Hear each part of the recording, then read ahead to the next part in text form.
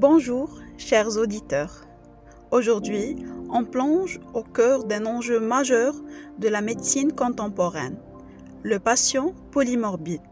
C'est un sujet brûlant, au centre de tous les débats en médecine et spécialement en médecine interne. Que ce soit dans la littérature scientifique ou lors des derniers congrès. La multimorbidité, qu'est-ce que c'est exactement? C'est lorsqu'une personne cumule au moins 2 pathologies chroniques simultanément. On parle de près de la moitié des adultes de plus de 60 ans qui sont concernés. Mais attention, ce n'est plus l'apanage des seniors. On observe une vraie tendance émergente des patients de plus en plus jeunes qui développent plusieurs maladies chroniques de front, diabète, HTA, BPCO et insuffisance rénale. Le problème, nos recommandations actuelles traitent chaque maladie en silo, sans vision globale. Résultat, polymédication, risque d'interaction, effets indésirables en cascade. Alors, comment faire mieux? C'est ce qu'on va voir ensemble. Et d'ailleurs, on ne peut pas appliquer les recommandations à la lettre, d'autant plus qu'elles sont issues d'essais cliniques qui, à la base, on exclut les patients multimorbides, n'est-ce pas? La première question cruciale étant, qui sont les patients qui nécessitent vraiment une approche multimorbidité? Les guidelines britanniques NICE nous donnent des critères très clairs. Écoutez bien parce que c'est du concret. 15 médicaments ou plus en prise régulière. Si votre patient prend 15 médocs ou plus, vous devez adopter une approche multimorbidité. Pourquoi? Parce que le risque d'événements indésirables explose littéralement. Mais il y a d'autres signaux d'alerte. Le patient a du mal à gérer ses traitements au quotidien. Il consulte fréquemment aux urgences ou en non programmé. Il présente des signes de fragilité ou tout simplement, il vous le demande.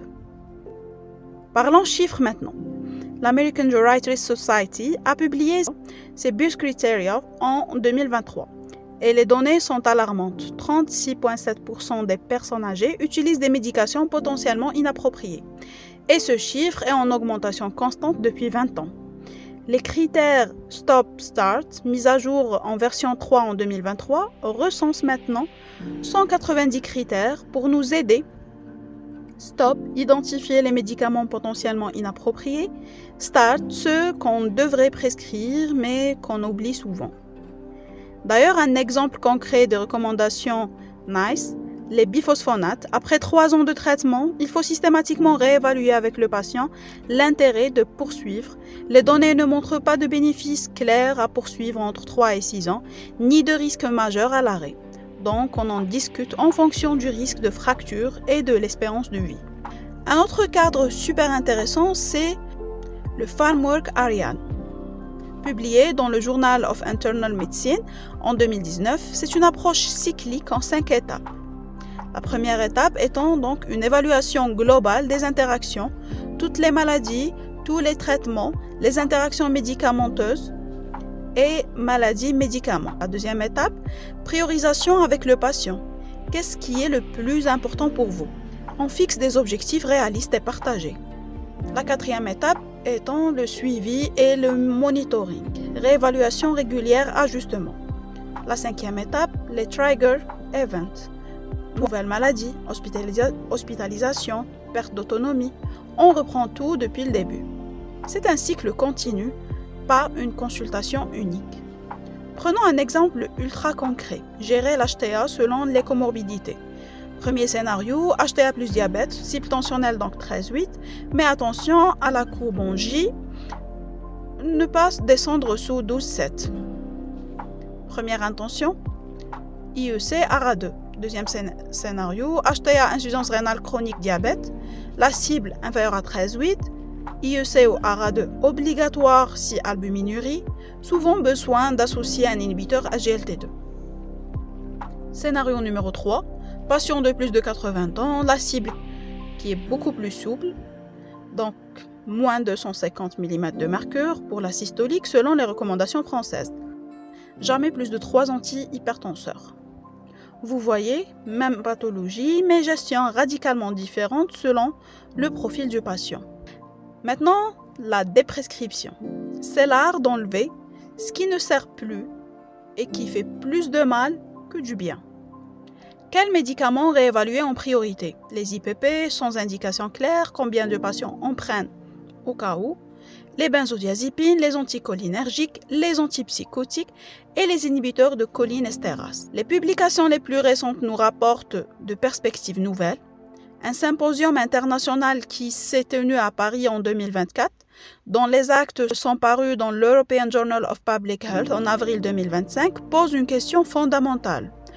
Comment définir la multimorbidité? Deux approches s'affrontent. Le compte simple, donc deux maladies chroniques au plus, facile mais simpliste. Les mesures pondérées qui prennent en compte la sévérité, les interactions, le fardeau. Un concept émerge, la multimorbidité complexe. Ce ne sont pas juste des maladies qui s'additionnent, ce sont des maladies qui interagissent et impactent significativement la qualité de vie. On parle de plus en plus de clusters de maladies. Le cluster cardio-métabolique, donc diabète, HTA, obésité. Le cluster santé mentale, plus douleurs chroniques, plus troubles musculo-squelettiques. L'idée, organiser les soins autour de ces clusters plutôt que de traiter chaque pathologie séparément. Dans The Lancet Healthy Longevity de novembre 2024, les experts internationaux recommandent un changement de paradigme, passer d'une vision photographique à un instant T à une vision cinématographique, suivre les trajectoires de multimorbidité. Ça veut dire quoi? Suivre dans le temps la séquence, le rythme, la sévérité d'accumulation des maladies. Ça permet de mieux comprendre les mécanismes, d'intervenir plus précocement et de personnaliser vraiment les soins. Revenons à notre pratique quotidienne. L'interniste a un rôle absolument central dans la prise en charge du patient polymorbide. Pourquoi? Parce que l'interniste, par définition, ne regarde pas un organe. Il regarde la personne entière. Ses missions sont évaluer l'état général et pas juste additionner les pathologies, adapter les traitements selon le contexte global, alléger la polymédication quand c'est possible et judicieux, coordonner avec les autres spécialistes et surtout soigner la personne dans sa globalité, pas seulement ses maladies. Une étude importante, l'essai Operam, publiée dans le BMJ en 2021, nous rappelle une leçon essentielle. Identifier et corriger la prescription inappropriée, c'est bien, mais ça ne suffit pas à améliorer les résultats cliniques. Il faut une approche vraiment globale qui intègre les préférences du patient, son contexte de vie, ses capacités. Alors résumons, face au patient polymorbide, identifiez-le tôt, surtout s'il prend 15 médicaments ou plus, évaluer globalement maladie, médicaments, interaction, contexte, charge thérapeutique. Prioriser avec le patient, ses préférences guident tout. Adapter les cibles. Un diabétique de plus de 85 ans, fragile, n'a pas les mêmes objectifs qu'un diabétique de 55 ans en pleine forme, bien sûr. Déprescriver quand c'est pertinent, moins, c'est souvent mieux. Réévaluer régulièrement. La multimorbidité est dynamique, pas statique. Le consensus international de décembre 2024, publié dans JAMA Network Open, le dit clairement. Les critères de décision et les priorités varient énormément d'un patient à l'autre, selon qu'on vise la mortalité, le soulagement des symptômes ou le maintien de la fonction physique. La médecine du patient polymorbide, c'est l'art de naviguer dans la complexité avec humanité et pragmatisme. Merci de nous avoir écoutés. N'hésitez pas à nous partager vos expériences, vos cas complexes, vos questionnements. La prise en charge du patient polymorbide, on l'apprend tous ensemble au quotidien. À très bientôt pour un nouvel épisode.